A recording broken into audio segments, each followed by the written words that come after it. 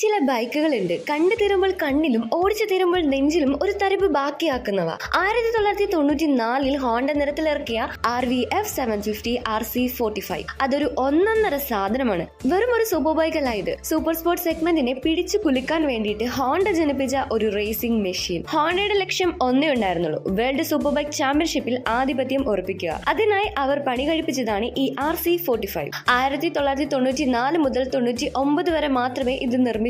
അതുകൊണ്ട് തന്നെ ഇതൊരു ലിമിറ്റഡ് എഡിഷൻ ഐറ്റം ആണ്. ഇന്ന് ലോകത്ത് എവിടെയെങ്കിലും ഒരെണ്ണം കാണണമെങ്കിൽ ഭാഗ്യം വേണം. ഇതിന്റെ ഉള്ളിലിരുന്ന് ഗർജിക്കുന്നത് ഒരു 749cc V4 എഞ്ചിനാണ്. സാധാരണ ബൈക്കുകൾ പോലെയല്ല, ഇതിൽ ഗിയർ ഡ്രൈവ് ആൻഡ് ക്യാം ഷാഫ്റ്റുകളാണ് ഉപയോഗിച്ചിരിക്കുന്നത്. ആ വിസിലിംഗ് സൗണ്ട് കേട്ടാൽ ഏതൊരു ബൈക്ക് പ്രേമിയും ഒന്ന് വട്ടം തിരിഞ്ഞു നോക്കും. 120 bhp കരുത്ത്. അന്നത്തെ കാലത്ത് ടൈറ്റാനിയം കണക്റ്റിംഗ് റാഡുകളും ഇലക്ട്രോണിക് ഫ്യൂവൽ ഇഞ്ചക്ഷനും ഒക്കെ ഹോണ്ട ഇതിൽ കുത്തി നിറച്ചിരുന്നു. ഇനി ഇതിന്റെ വേഗതയെ കുറിച്ച് പറയുകയാണെങ്കിൽ 260 km/h മുകളിലാണ് ഈ മെഷീന്റെ ടോപ്പ് സ്പീഡ്. 90കളിൽ ഒരു 750cc ബൈക്കിന് ഈ വേഗത എന്നാൽ ചിന്തിക്കാവുന്നതിലും അപ്പുറമായിരുന്നു. ശരിക്കും ഒരു റോഡ് ലീഗൽ റേസ് ബൈക്ക്. അന്ന് ഇതിന്റെ വില എത്രയായിരുന്നു എന്നറിയണ്ടേ? ഏകദേശം $27,000. 90കളുടെ പകുതിയിൽ ഇത് ഇന്ത്യയിലേക്ക് വന്നിരുന്നെങ്കിൽ ടാക്സും കസ്റ്റംസ് ഡ്യൂട്ടിയും എല്ലാം കഴിഞ്ഞ് ഏകദേശം 18 മുതൽ 20 ലക്ഷം രൂപ വരെ എത്തുമായിരുന്നു. ഒരു സാധാരണക്കാരൻ മാരുതി 800നെ കുറിച്ച് സ്വപ്നം കാണുന്ന കാലത്താണ് ഈ വില എന്ന് ഓർക്കണം. അതുകൊണ്ട് തന്നെ